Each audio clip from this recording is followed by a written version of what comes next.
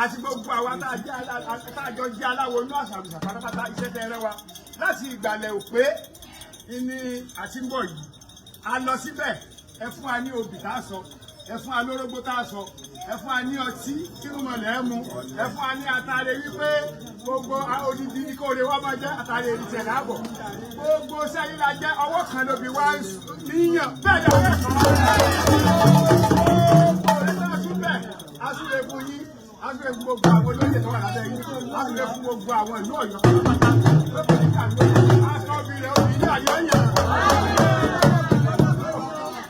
Ó gbé àlàáfíà fún wa. Ọláyínká ṣe àmúṣèbà o. Ọláyínká ní káwá ṣèbà o.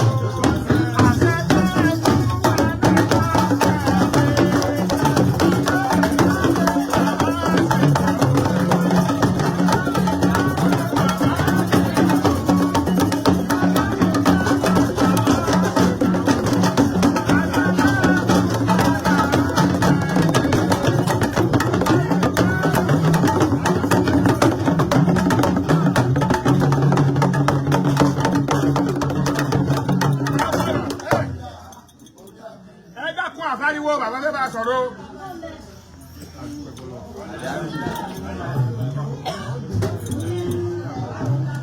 Ẹja kò ẹ má lùlù ẹja gbọ́ sí bàbá wí.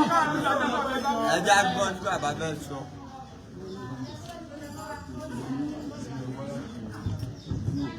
Òkè ìgbàlẹ̀.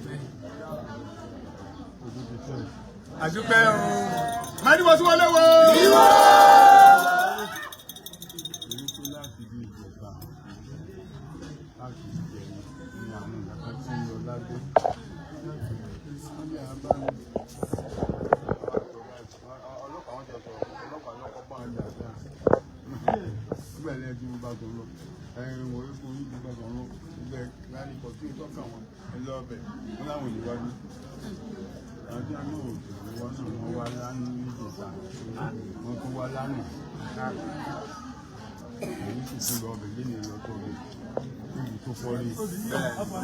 Ó gbé àlàáfíà, ó pín ìṣẹ́gun. Ó sì yẹ yíyan.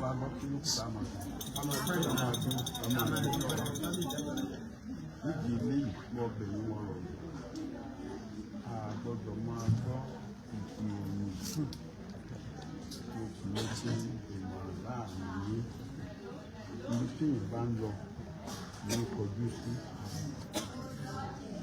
Bàbá ni a máa gbọ́ àwọn ọ̀rọ̀ yìí ọ̀pọ̀lọpọ̀ lè ká lọ́gbẹ́gbẹ́ láti fi ìbọn. Ẹja gbọ́dọ̀ ẹ fẹ́ pariwo àkílẹ̀ díẹ̀.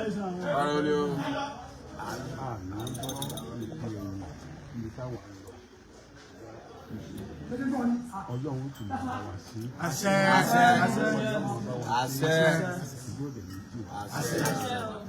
Ẹni tó jẹ́ ọlọ́kọ̀ wa, Dr. Ambassador Dr. Àmì ogun. Ìwé ọ̀gá wọn ti fún ẹ. Ọmọ àgbà sọ̀rọ̀ ní ìrẹ̀ o.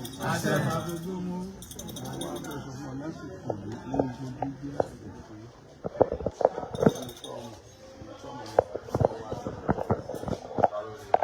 Báwọn sọ̀rọ̀ tó gùn. Ṣé n tó lọ ń bá fún ọ lágbára? Má sì ṣe nǹkan láì jẹ́ pé òun máa rí wọn káyọ̀ wọn máa kù. Àní pé àmì fẹ́ ká kọ́lé ẹgbẹ́ kan. He said you should embrace help and his family. Whatever he wants it. You see, we are with you. I want you to close the door too. To see that everything is wrong. Now take this time to greet all the security in Oyo. They give you full support of what you have done. And then they are not left there to you as the best man for Allah.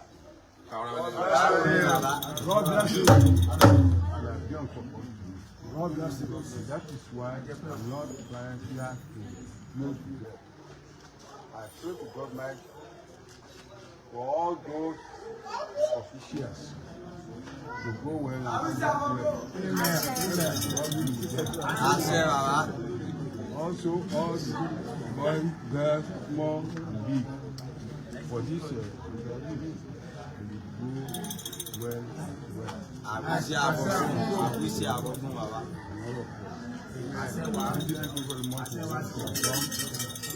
This year is a jubilee one. Next coming year will be more than this. It's a premium. Àbábá bí bàjẹ́.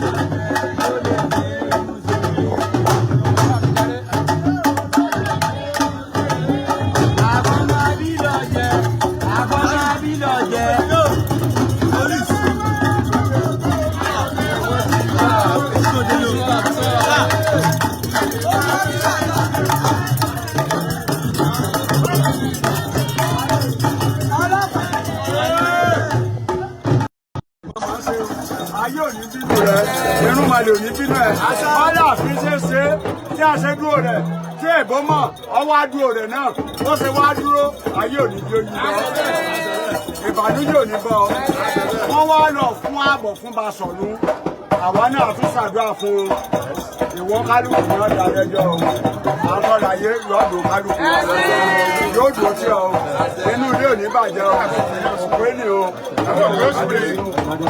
àṣírí ló máa wí. adúpẹ́ tí ọlọ́run ṣe yín fún bẹ́ẹ̀ àtọ́júmọ́ tó ní sísáwọ́ àtọ́júmọ́ àṣọ́rò lóòrùn ní sáwọ́ àṣọ́rò lóòrùn ní àwọn ọlọ́wọ́ olùgbé àmú àṣẹ nígbà tí bàbá wa tó tó wọ́n bá wá dé kò ní bí sàwátì àṣẹ olóyè kò ní bí sàwátì ọwọ́ nígbà yìí náà balẹ̀ yìí ló ti bẹ́ẹ̀ òṣòro bílẹ̀ ilẹ̀ ló kọ́ nílẹ̀ olóyè kúkú òní kan tẹ̀tẹ̀lẹ̀ báyìí ọmọ ìgbà ayé ọmọ ìgbà ojúmọ́ tí wọ́n wà láàfin ayé máa ń gbà wá bí ayé ọmọ ìgbà yìí náà wọ́n máa gba gbogbo ọmọ ìgbàdàn tó sára láti